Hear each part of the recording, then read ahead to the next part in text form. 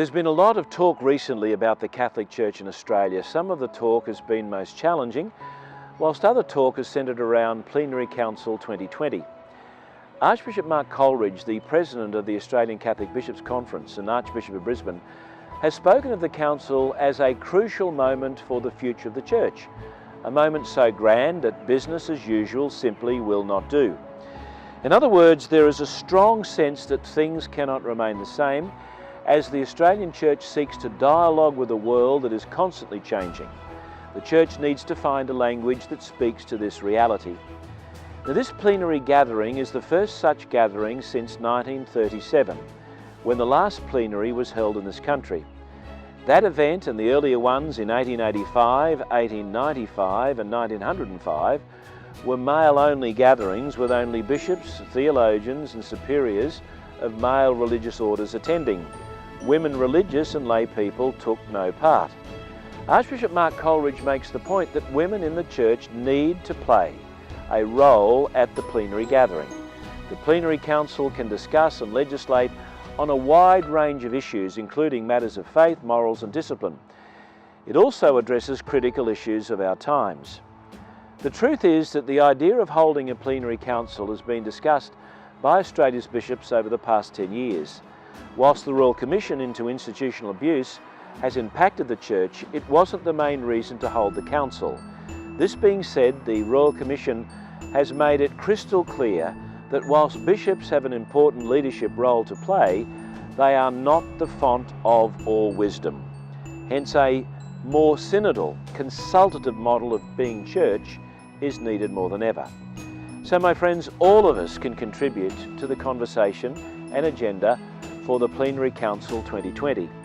The process or journey in the Diocese of Townsville has begun, and many of you who are listening to me now will want to contribute in terms of your ideas and suggestions for the Church to take on board in this important period of the journey. Our Church now needs to hear from you.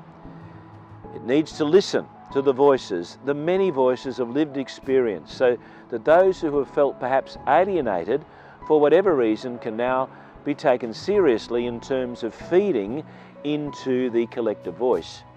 Whilst Australia is part of the Universal Catholic Church, it is also broken up into several local churches. This means that there will be issues that pertain to the Australian Church because of its context and its circumstances.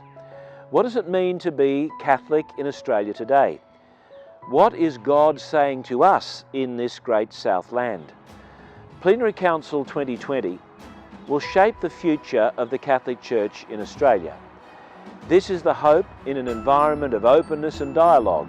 There really isn't a more pressing matter of consideration for Catholics in Australia at this point in time than to listen to one another, because what has appeared normal to us, family, the Church, society and the world, is not what it was 50 or 60 years ago. The recent change to the definition of marriage is a good example of this. Our plenary process therefore seeks to respond in the spirit of Vatican II to the signs of the times and reflect together on these times and to devise strategies to respond to them. So many issues to deal with and so many opportunities to make a real difference if we but listen and learn from each other.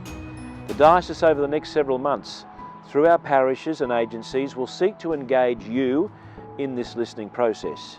You as an individual can also personally make a contribution by going to the Plenary Council 2020 website, www.plenarycouncil.catholic.org.au. Your voice can be heard now. Together we can make a difference. So I encourage you to take up the challenge and participate in a prayerful and hopeful way, recognising its impact for the future of our Church in this country. May God bless you all.